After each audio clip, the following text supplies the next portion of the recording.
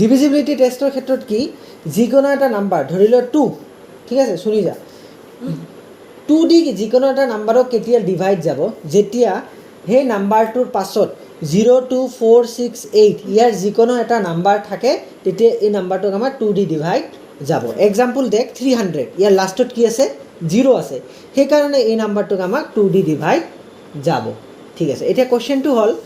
যিকোনো এটা নাম্বাৰক আমি 3 দি কেতিয়া ডিভাইড কৰিম যেতিয়া এই নাম্বাৰৰ লাষ্টৰ থকা ডিজিট দুটা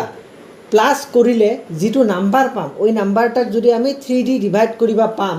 তেনেহলে গোটেই নাম্বাৰটোক 3 দি ডিভাইড যায় এক্সাম্পল দেখ 5 6 7 আছে ঠিক আছে ইয়াৰ গোটেই নাম্বাৰ কেইটাক আমি প্লাস কৰছো কৰি কিনে আমি পাইছো 5 6 7 আছে গোটেই নাম্বাৰটো কৰি কিনে আমি 18 পাইছো না 18 টো আমাৰ কি হয় 3 দি ডিভাইড যায় গটিকে এই 5 6 7 কো আমাৰ 3 দি ডিভাইড যাব ঠিক আছে 3 গেল এতিয়া 4 এর ক্ষেত্ৰত কি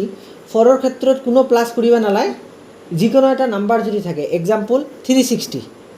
এই 360 এৰ লাস্টৰ ডিজিট দুটা যদি 4 দি ডিভাইড যায় গোটেই নাম্বাৰটো 4 দি ডিভাইড যাব ঠিক আছে এটা 4 এৰ নিয়মটা গেল 5 এৰ ক্ষেত্ৰত একদম সিম্পল ধৰিলো একটা নাম্বাৰ লও যেনেকুৱা 150 এটা 150 এৰ মানে 5 এৰ নিয়মটো কি যদি লাস্টৰ ডিজিটটা 0 বা 5 থাকিব তেতিয়া সেই নম্বৰটোক আমি 5 দি ডিভাইড কৰিব পাৰিম যেৰকম 150 লাস্টত কি আছে 0 আছে এই কাৰণে এই নাম্বাৰটোক আমি 5 দি ডিভাইড কৰিবা পাৰিম বা যদি এতে 5 থাকিলে তথাপি 5 দি ডিভাইড কৰিবা আমি পাম 6 এৰ নিয়মটো কি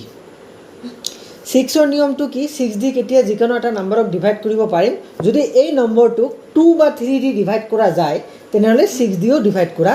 যাব যেৰকম 180 টুক আমি 2 দিও ডিভাইড কৰিব পাম বা 3 দিও ডিভাইড কৰা যায় এই কাৰণে ইয়াক 6 দিও ডিভাইড কৰা যায় তো এতিয়া আমি দেখিম 9 দি কেতিয়া যিকোনো এটা নাম্বারক কেতিয়া 9 দি ডিভাইড কৰিব পাৰিম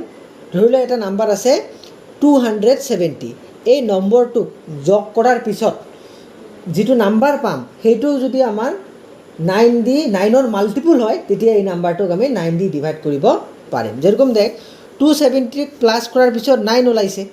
তে এই 9 টু 9 এর মাল্টিপল হয় না না হয় 9 1 যা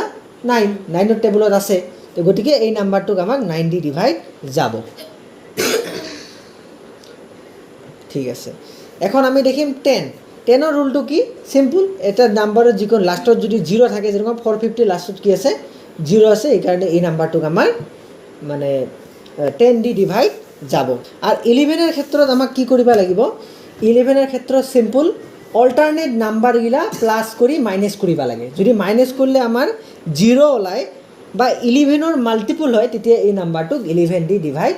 যাব অল্টারনেট নাম্বার মানে কি 2794 আছে না